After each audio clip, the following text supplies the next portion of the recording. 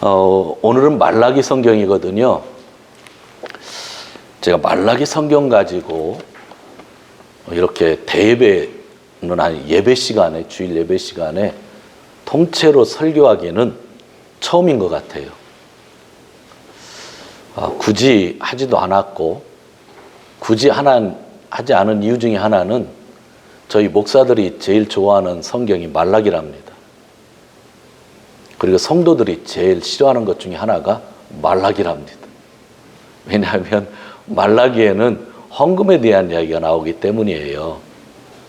저는 헌금은 자발적으로 드리는 것이 정확하다 생각해서 은혜 받을 때 깨닫고 드리고 그런 것을 되게 중요합니다.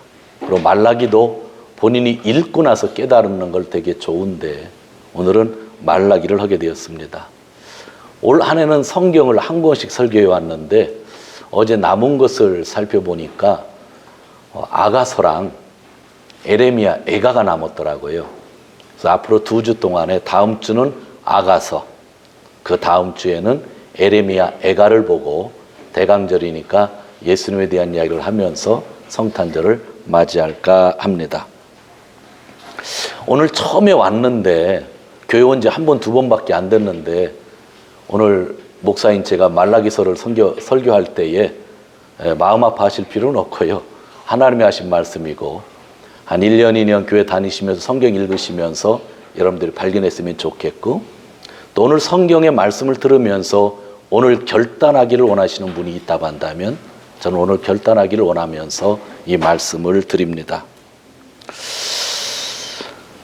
말라기를 읽으면서 저는 11조에 대한 이야기를 본 게 아니라 전적인 말씀 속에서 하나님을 제가 보고 있었기 때문에 하나님이 나의 아버지라고 하는 것에 마음이 와닿습니다.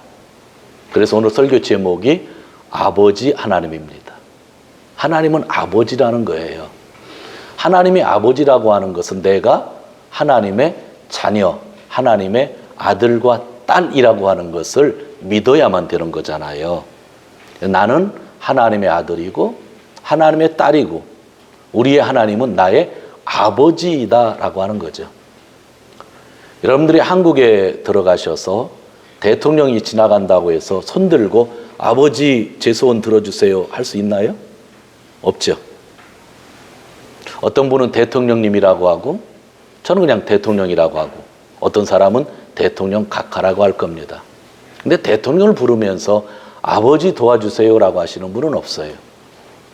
그런데 대통령과는 어떻게 비교할 수도 없는 천지를 만드신 하나님, 나를 구원하신 하나님을 우리가 누구로 부른다고요? 아버지. 이 제목 하나로 저는 충분히 은혜가 된다고 믿고 있습니다. 하나님은 우리의 아버지이기 때문입니다. 오늘 설교 말씀을 듣기 전에 우리 아버지를 한번 불러볼까요? 아버지. 아버지. 제가 목사이기 때문에 이런 것들 저런 것들을 조사하기를 좋아해요. 그런데 자기 아버지, 세상의 아버지랑 사이가 좋지 않았던 사람은 하나님을 아버지라고 잘 안 부르더라고요. 그리고 하나님을 아버지라고 불러도 감동이 잘 안 온대요. 아버지 하면 하나님이 생각나지 않고 자기 때리던 아버지가 생각나가지고. 그런데 아버지랑 관계가 좋았던 분들은 아버지 하나님 오면 그렇게 좋아한다고 그래요. 다 그런 건 아닌데 평균적으로 그렇대요. 여러분은 어떠세요? 여러분을 낳아주신 아버지, 어머니가 계시지만 그거를 넘어서 나를 진정으로 낳아주신 하나님을 우리가 아버지라고 부를 수 있다고 하는 특권. 이 자리에 있는 우리들이 왜 형제 자매가 되냐면 한 아버지를 두고 있기 때문에 형제 자매가 되는 것입니다. 말라기의 시대상을 알고 싶으면요, 여러분들 책을 보아도 좋지만 성경을 읽으시면 알아요. 학개, 스가랴, 에스라, 느헤미야 이 4권의 성경을 읽으면 말라기의 시대상을 어느 정도 알 수 있습니다. 왜냐하면 학개, 스가랴 다음에 있었던 시대이고 에스라, 느헤미야의 그 시대든지 그 시대 후든지 하는 그러한 시대이기 때문에 말라기가 2500년 전에 어떤 시대에서 활동했는지를 알고 싶으면 꼭 학개, 스가랴, 에스라, 니에미야를 읽어주시기를 바랍니다. 유대인들은 기원전 538년경에 포로에서 귀환을 하죠. 성전터를 닦았지만 거의 20년 동안 그들이 건축을 못할 때에 기원전 520년에 학개와 스가랴가 성전을 건축해야 된다고 하면서 또 리다인 스룹바벨과 요수아를 세워주고 있었습니다. 여러 가지 일을 경험한 뒤에 기원전 515년에 제2성전 예루살렘의 성전이 재건되게 됩니다. 그리고 난 다음에 에스라서를 읽어보면 제2차로 귀환하는 사람들이 있는데 그것이 율법학자 겸 제사장이었던 에스라가 귀환하고 그 뒤에 제3차로 귀환하는 사람이 느헤미야였는데 총독의 자격으로 귀환해서 예루살렘 성벽을 쌓게 되는 것입니다. 어느 정도 나라가 안정을 찾았습니다. 그러나 한 가지 기억해야 될 것은 아직도 페르시아의 지배를 받고 있었다. 페르시아의 식민지로서 유대가 존재했다는 것을 잊어서는 안 됩니다. 이전 다윗 시대와 솔로몬 시대에 비하면 너무나 형편이 없습니다. 레위 사람과 제사장 등까지도 자기 먹고 살기에 바쁜 상태입니다. 경제적으로는 자연스럽게 200년 전부터 살았던 사마리아의 상류층의 영향을 받을 수밖에 없었습니다. 그런 힘든 가운데에서도 하나님이 하신 말씀이 있습니다. 1장 2절을 보시기를 바랍니다. 1장 2절 제가 읽습니다. 여호와께서 가라사대 내가 너희를 사랑하였노라. 이런 상황이었는데 하나님은 그 백성들, 힘든 상황에서 살고 있는 백성들에게 나는 지금까지 너희를 사랑했다라고 하는 거죠. 사랑은요, 좋을 때만 사랑하는 게 아니잖아요. 어려울 때도 사랑하는 거잖아요. 하나님은 멸망을 받았지만, 포로로 갔지만, 귀환했지만, 귀환해서 보니까 그 지역의 형편이 다 달랐지만 나는 지금까지 너를 사랑했다라고 말씀을 하시는 겁니다. 그런데 문제는 백성들입니다. 힘든 삶을 살다 보면 불평불만이 나오게 돼 있는데 백성이 뭐라 그래요? 너희는 이르기를 주께서 어떻게 우리를 사랑하셨나이까 하도다.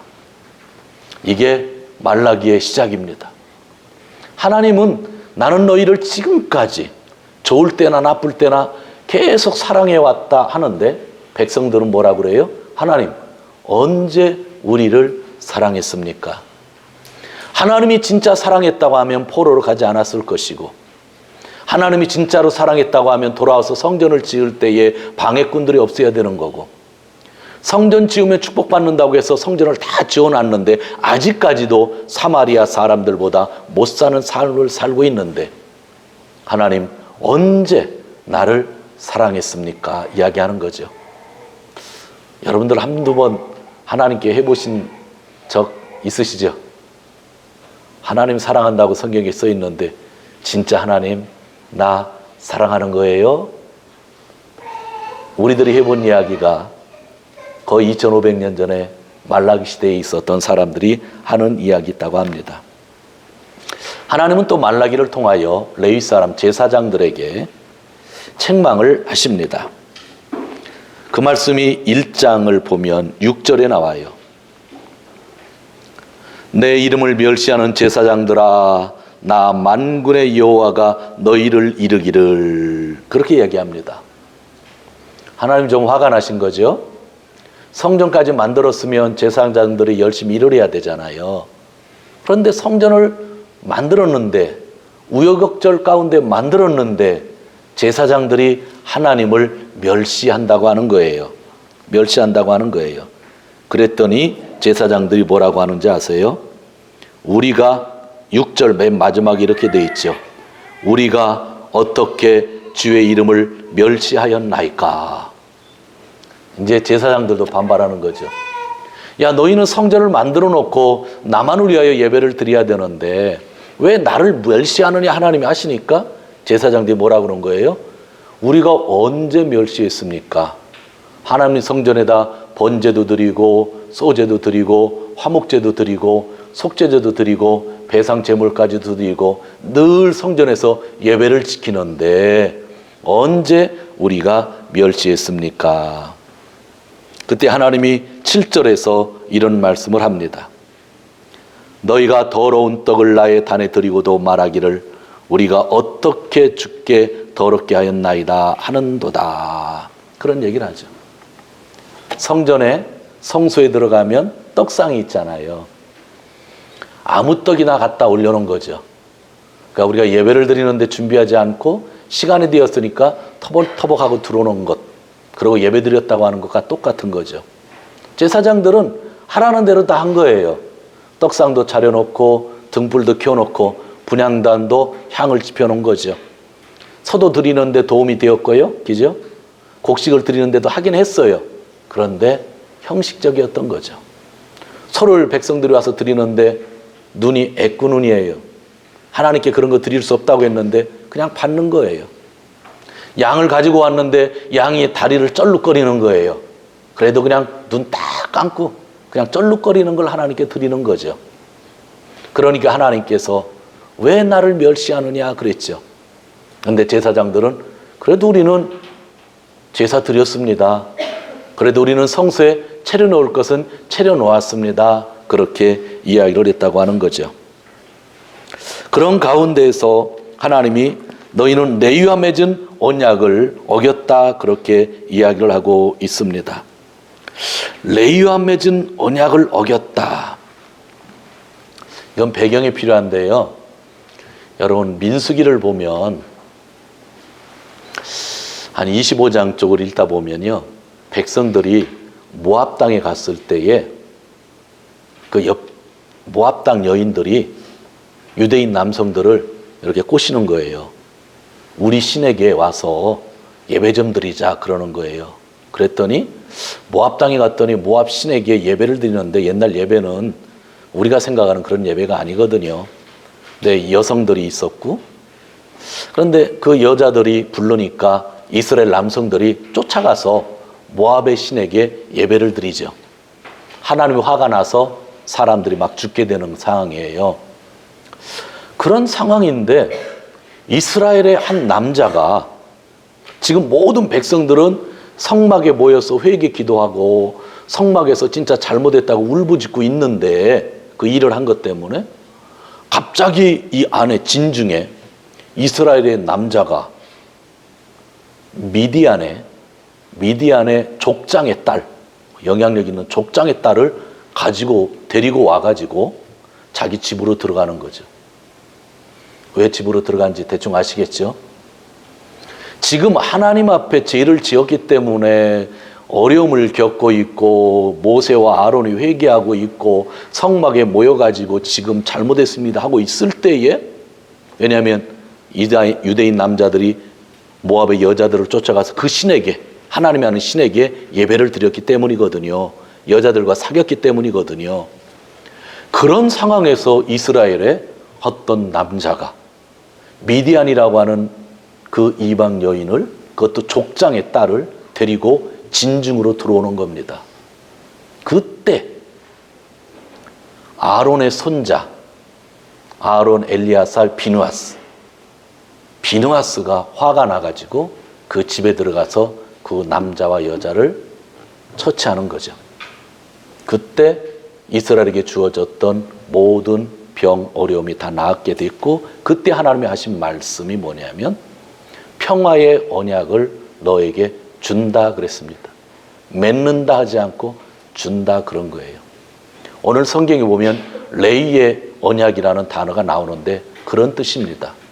그러니까 제사장들은 하나님께 예배를 드리지만 형식으로 드리는 것이 아니라 비느하스가 했던 것처럼 이 성전 안에서는 더러운 일이 없어야 된다고 하는 것, 하나님만 섬겨야 된다고 하는 것, 이상한 선문화가 들어오면 안 된다고 하는 것, 그 언약을 제사장들이 지켜야 되는데 그것을 지키지 못했다 그렇게 이야기를 하고 있는 부분이 이란 말씀들이죠.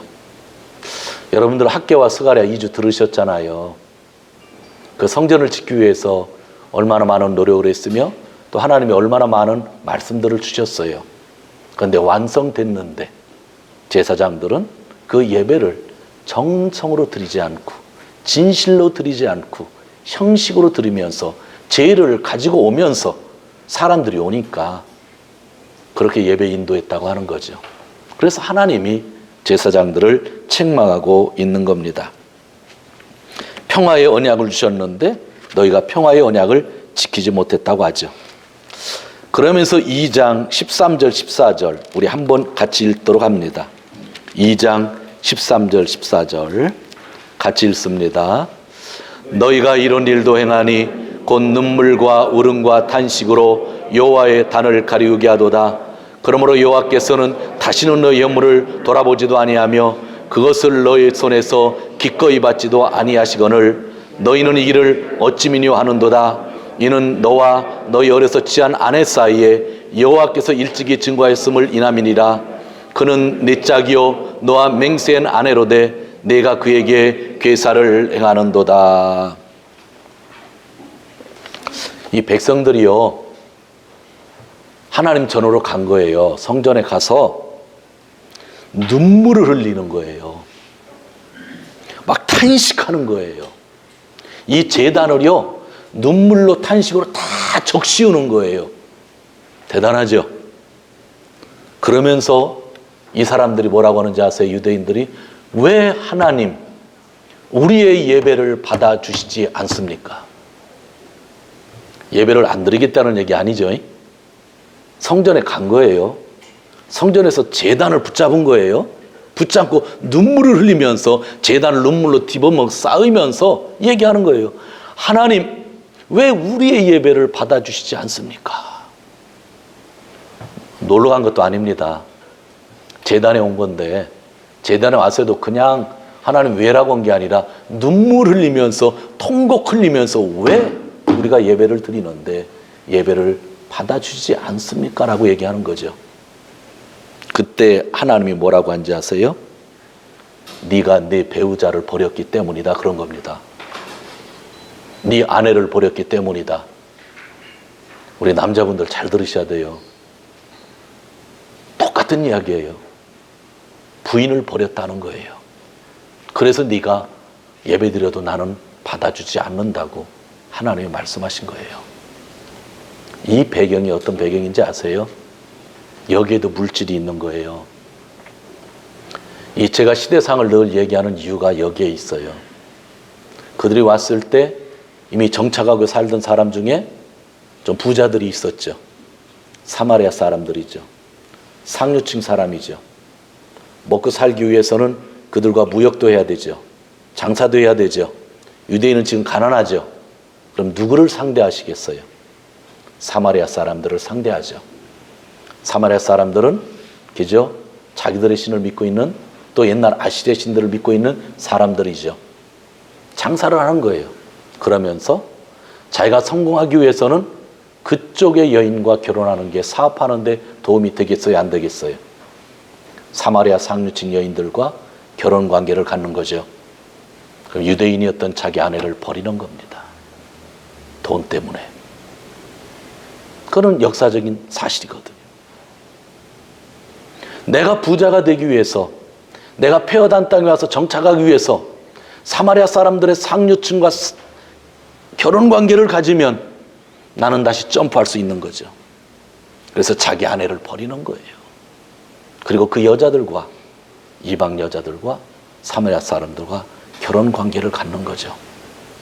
그러면서도 그들은 성전에 나와서 양을 드리는 거죠. 소를 드리는 거죠. 그런데 이상하게 하나님이 예배를 받아주지 않는 거예요. 그래서 그들은 제단불을 붙잡고 나는 하나님을 알고 있고 하나님을 믿고 있는데 하나님께 이렇게 정성스럽게 예배를 드리는데 왜 내 양을 안 받아주고 내 소를 안 받아줍니까? 그렇게 이야기한 거예요. 그때 하나님은 네가 네 아내를 버리고 이혼했기 때문이다. 네가 그들과 관계를 가지고 살기 때문이다 말씀하신 거예요. 오늘 우리는 예배에 대한 이야기가 얼마나 중요한지를 다시 한번 생각해야 되는 거죠. 세상에서 할지 못할지를 다 하고 하나님을 예배한다고 하는 것은 하나님을 모욕하는 일이에요. 내가 여기다가 남들은 부자가 돼서 사마리아 사람과 결혼해 부자가 돼서 큰 소를 몇 마리 드린다 할지라도 하나님은 기뻐하시지 않는다는 거예요. 왜냐하면 하나님이 소가 없으신 게 아니잖아요. 세상이 다 하나님 건데. 오늘날 교회들도 물질이 강조되다 보니까 그런 거 있잖아요. 요즘에는 부동산을 우리가 투자를 하죠. 전 투자하는 걸 아주 좋다고 생각해요. 근데 뒤에 있는 글자 하나 바꾸는 거는 전 좋아하지 않아요. 부동산 투기는 좋아하지 않아요. 전 투자를 해야 된다고 생각해요. 성경에도 부자가 되려면요, 무역하라고 그랬어요. 잠언서에. 여러분 돈 많이 벌고 싶으면 무역하세요. 하나님이 쓰신 말씀이에요. 그런데 투기에 대한 것은 하나님이 원하시지 않잖아요. 한국의 경제 발전이 될 때에 그냥 돈을 강조해서 돈 벌려고 교회 가면 목사님 기도받으면 부자 된다고 하니까 다 가셨잖아요. 투기를 합니다. 5채, 10채 막 진짜 투기를 하는 거예요. 그리고 와서 목사님 기도해달라고 하죠. 목사님이 가서 기도해 줬더니 그 다음에 2채, 3채가 더 생기는 거예요. 그러니까 목사님에게 자가용 사주죠. 그랜저 사주지 않고 에쿠스 사주시더라고요. 에쿠스가 뭔지 모르는 분들이 있겠지만 하나님은 그런 예배를 받지 않는다고 오늘 말씀해 주시는 거예요. 그분이 장로이든 안수집사이든 목사이든 하나님은 그 예배를 받지 않는다고 하시는 거예요. 그것이 오늘 말라기가 우리에게 주시는 말씀인데, 이런 말씀이 가득한데 우린 11조라는 단어 하나 때문에 이런 말씀들을 읽지를 못했던 거예요. 11조는 한 부분에 불과했다고 하는 것, 이런 말씀을 통해서 우리가 알게 되는 것입니다. 2장 17절을 한번 보시기를 바랍니다. 2장 17절 제가 읽을게요. 너희가 말로 여호와를 괴로우시게 하시고 이르기를 우리가 어떻게 여호와를 괴로우시게 하였도다 하는도다. 이게 뭐냐면 하나님을 막 괴롭게 한 거예요. 하나님을 피곤하게 한 거예요. 그래서 말라기 같은 예언자가 너희들 왜 자꾸 하나님 피곤하게 하느냐 그랬더니 사람들이 뭐라고 그러는지 아세요? 왜 언제 우리가 하나님 피곤하게 했습니까? 그런 얘기를 하는 거예요.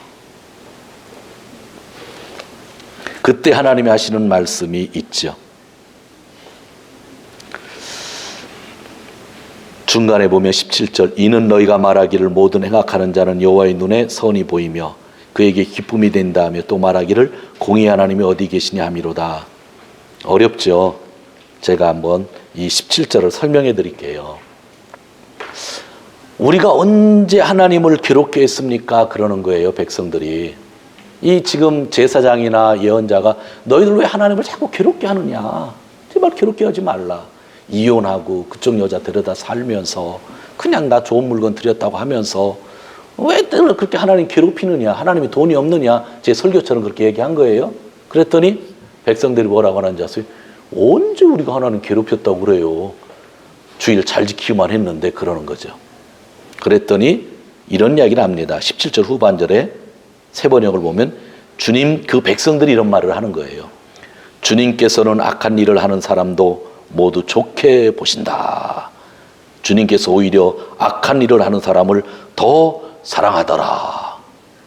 우리 가끔 이런 생각할 때 있죠. 왜 저 악한 사람이 더 잘 사는 거야? 그러잖아요. 이 일본에 왔던 예수 안 믿는 사람이 더 잘 사는 거잖아요. 우리 그런 얘기 종종 하죠. 그리고 그 뒤에 공의롭게 재판하시는 하나님이 어디 있어? 웃기지 마. 교회 가면 복 받는다고 했는데 예수 안 믿는 사람이 더 잘 살잖아 하면서 우리가 언제 하나님을 괴롭혔습니까? 하나님 문제죠. 그렇게 얘기를 하는 거예요. 그게 17절의 내용이에요. 일본어에도 그렇게 기록되어져 있습니다. 자기들의 잘못을 인정하지 않고 좀 이해되지 않는 부분을 하나님께 전가시키고 있는 그러한 말씀들입니다. 3장에 들어갑니다. 3장에 들어가서 6절을 같이 읽겠습니다. 3장 6절 우리 같이 읽습니다. 나 여호와는 변역하지 아니하나니 그러므로 야곱의 자손들아 너희가 소멸되지 아니하리라. 참 어려운 얘기예요. 나 여호와는 변역하지 아니하노니. 이게 변역이 무슨 뜻이에요? 참 되게 어려운 말이 있는 것 같아요. 7절을 제가 한번 읽어볼게요. 만군의 여호와가 이르노라 너희 열조의 날로부터 너희가 나의 규례를 떠나 지키지 아니하였도다. 그런즉 내게로 돌아오라. 그리하면 나도 너희에게로 돌아가리라 했더니 너희가 이르기를 우리가 어떻게 하여야 돌아가리이까. 이제 마지막 시간이에요. 하나님이 뭐라고 하냐면요, 이런 걸 다 알고 난 다음에 사랑의 하나님이니까 항상 기회를 주시잖아요. 너희 나한테 돌아오면 좋겠다, 그런 거예요. 너무 기쁘죠? 아버지께서 자녀에게 야, 나한테 돌아와라. 내가 멸시하기도 하고 나를 무시하기도 하고 갔더니 살고 너희 아내들 버렸지만 정말 이제라도 너희가 회개하고 나한테 돌아왔으면 좋겠다 한 거예요. 그때 백성들이 질문한 게 뭐냐면 하나님 어떻게 하는 것이 돌아가는 겁니까? 질문한 거예요. 하나님이 돌아오라 그런 거예요. 지금까지 제약상 다 알고 있는 상태에서 이제 너희가 멸망받으면 안 되니까 나한테 다 돌아와라 그랬더니 7절 후반절 우리가 어떻게 해야 돌아갈 수 있습니까? 한 거죠. 어떻게? 그걸 몰랐던 것 같아요. 그때 주신 말씀이 8절 사람이 어찌 하나님의 것을 도적질하느냐? 그러나 너희는 나의 것을 도적질하길 말하기를 우리가 어떤 것을 도적질하였나이까? 그것은 11조와 헌물이다 그런 거예요. 여기에서 나오는 단어, 여기서 나오는 내용이었죠. 하나님이 모든 지약을 보고 그럼에도 불구하고 용서해주고 너희를 축복할 테니까 나한테 돌아오라 그런 거죠. 백성들이 이제 깨달은 거, 그럼 어떻게 하나님께 돌아갈 수 있습니까? 그랬더니 하나님이 내 것 중에 11조라는 것이 있는데 그것은 너희 것이 아니고 아버지인 내 것이니까 내 것은 나한테 돌려줬으면 좋겠다. 그것이 회개의 첫걸음이다. 그렇게 이야기를 한 겁니다. 사실 당시의 백성들은 11조를 하고 봉헌물을 드리며 열정으로 예배할 정도의 여유는 없었습니다. 그래서 조금이라도 잘 살아보려고 이방인들과 사귀고 이방 여인들과 결혼을 하며 생활하고 있었던 것입니다. 그러나 그런 상황임에도 불구하고 핑계할 수 없습니다. 하나님은 11조와 헌물을 드림에 있어서 속일 수 없다고 하신 겁니다. 오늘 말씀을 이 자리에 계신 분들은 잘 이해해야 됩니다. 11조를 드리는 것이 예배의 전부라고 하시지 않았습니다. 또 신앙에 있어서 최고의 신앙 고백이라고 하지도 않았습니다. 11조를 드리지 못하면 구원이 없다는 이야기도 아닙니다. 11조를 드리면 부자가 된다라고 그렇게 말한 것도 아닙니다. 오히려 말라기 예언자는 하나님의 말씀을 전하면서 11조가 죄된 삶을 사는 사람들에게서 돌아올 때에 하나의 실제적인 예가 된다고 한 겁니다. 즉 새 출발의 첫걸음이 하나님의 것은 하나님께로 돌려라 하는 그러한 말씀입니다. 하나님은 그것이 내 것이라고 하셨습니다. 그래서 우리는 당연히 드리는 걸로 알고 있습니다. 그러나 아직까지도 백성들 중에는 11조가 하나님 것이라고 인정하지 않는 사람이 있기 때문에 이 이후의 말씀에 있어서 너희가 나를 시험하여 드려보라. 내가 책임지고 복되게 하겠다는 말씀을 한 겁니다. 그러니까 원래는 11조를 하면 복을 주겠다고 말씀한 것이 아니라 내 것은 나에게 돌려라 했는데 백성들 중에 궁금증을 갖는 거잖아요. 그러니까 그러면 테스트해봐라. 복된 삶이 되는지 않는지 그렇게 이야기를 한 겁니다. 사람들은 이해가 되지 않으면 불순한 말을 하는 경향도 있습니다. 하나님을 섬기는 것은 헛된 일이다. 그의 명령을 지키며 죄를 누이치고 슬퍼하는 것이 무슨 유익이 있단 말인가. 이제 보니 교만한 자가 오히려 복이 있고 악한 일을 하는 자가 번성하며 하나님을 시험하는 자가 재앙을 면한다 하면서 또 이유를 대기도 합니다. 성도 여러분, 하나님은 이 세상에 있는 사람들에게, 하나님을 알지 못하는 사람들에게 10분의 1을 드려야 된다고 하는 것이 아닙니다. 구원받고 영원한 생명을 약속받은 백성들에게 하나님은 내 것을 가져가지 말라고 말하시는 겁니다. 그리고 일본에는 예수 믿지 않는 사람들이 부자가 많은데 그들을 향한 메시지가 아닙니다. 예수 믿고 구원받고 생명을 갖고 평화를 가진 우리에게 하나님께서 내 것은 너희가 나에게 돌려달라라고 하는 그러한 말씀입니다. 그런데 무서운 얼굴로 말씀하지 않았어요. 가끔 부흥 강사님들 모시면 무서운 얼굴로 이야기하면서 협박을 하더라고요. 전 무서워서 부흥 강사님들 잘 못 세우겠어요. 그렇게 무섭게 말씀하신 게 아니에요. 구원 못 받는다고 그렇게 말씀하신 게 아니에요. 안 하면 가난해진다고 꼭 찍어서 얘기하신 게 아니에요. 내 것이지 않느냐라고 하는 거예요. 근데 내 것이라고 이야기할 때 전능하신 하나님이 말한다, 내 것이다, 그렇게 말씀한 게 아니에요. 나는 너희 아버지인데 아버지의 것을 나에게 돌려줄 수 없겠니? 마신 거예요. 이 흐름을 우리가 아셔야 하나님의 사랑을 아는 겁니다. 무서운 얼굴로 얘기하신 게 아니에요. 내가 너를 창조했다, 너를 구원했다, 너를 인도했다, 당연히 해라, 그런 식으로 말씀하신 게 아니라 나는 너희 아버지이지 않느냐? 너희는 내 자녀잖아. 아버지 거 나에게 돌려주면 좋겠다. 그것이 돌아오는 길에 있어서 첫걸음이다. 그렇게 말씀하신 거예요. 이 말씀을 하시고 하나님이 그 뒤에 축복의 말씀을 주시는데 3장 17절과 18절입니다. 3장 17절과 18절 같이 읽겠습니다. 만군의 여호와가 이르노라. 내가 나의 정한 날에 그들로 나의 특별한 소유를 삼을 것이요 또 사람이 자기를 섬기는 아들을 아낀같이 내가 그들을 아끼리니 그때에 너희가 돌아와서 의인과 악인이며 하나님을 섬기는 자와 섬기지 않는 자를 분별하리라. 아멘. 자기를 섬기는 아들을 아낀같이 내가 너희를 아낀다. 그런 말씀을 우리에게 주시고 있습니다. 4장 6절을 보기 전에 2절을 먼저 읽겠습니다. 2절 시작. 내 이름을 경외하는 너에게는 의로운 해가 떠올라서 치료하는 광선을 바라리니 너희가 나가서 외양간에서 나온 송아지같이 뛰리라. 우리에게 치료하는 광선을 주신다 말씀합니다. 육체적으로 병이 있을 수 있고 정신적으로 병일 수 있고 마음의 병이 있을 수도 있는데 하나님은 첫 출발을 가지는 사람들에게, 나에게 돌아오는 사람들에게, 잘못을 인정하는 사람들에게 치료하는 광선을 주신다. 마지막 절 한 절을 읽고 말씀을 마치려고 합니다. 결론입니다. 4장 6절 같이 읽습니다.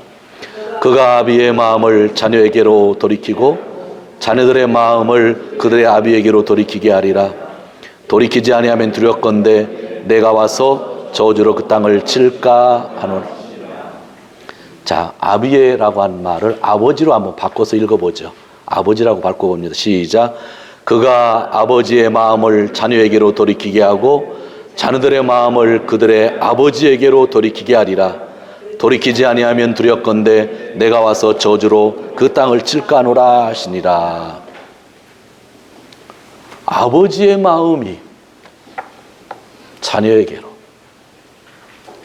자녀의 마음이 아버지에게로. 회복 아니시겠어요? 이 회복의 말씀이 구약 성경의 마지막 구절입니다. 그리고 신약으로 넘어갔더니 회복, 아버지와 자녀들을 누가 화해시켜 주셨어요? 예수님. 예수님이 화해시켜 주셨다고요. 예수님께서 아버지의 마음을 자녀로 가게 하시고 자녀의 마음을 아버지로 가시게 하시고 그 안에 걸림돌이 되었던 그 모든 것들을 십자가에서 감당하시고 돌아가셨죠. 그래서 예수는 우리는 화해자 예수 그리스도라고 하는 겁니다. 성도 여러분, 오늘 우리는 예수님을 믿으며 이 자리에 있죠. 예배는 하나님을 만나는 거라고 그랬잖아요. 화해하면서 만나야 되잖아요. 아버지께서 우리를 부르시고요, 우리도 예수님 붙잡고 아버지께로 가는 거죠. 말라기가 그것을 예언했고 마지막 날에 대한 예언을 4장에서 계속하면서 그 예언이 예수 그리스도를 통해서 완성되었다는 것을 저희가 알고 있습니다. 사랑하는 성도 여러분, 하나님은 여러분의 아버지이십니다. 아버지이십니다. 예수 그리스도를 붙잡고 아버지에게, 우리 한국말로 뭐라고 그러죠? 효도라고 하나요? 육에서 나온 단어이긴 하지만 오늘만 쓰도록 하겠습니다. 하나님 아버지에게 정말 효도하며 사는 저희 모두가 되었으면 합니다. 그렇게 되시기를 주님의 이름으로 축원드립니다.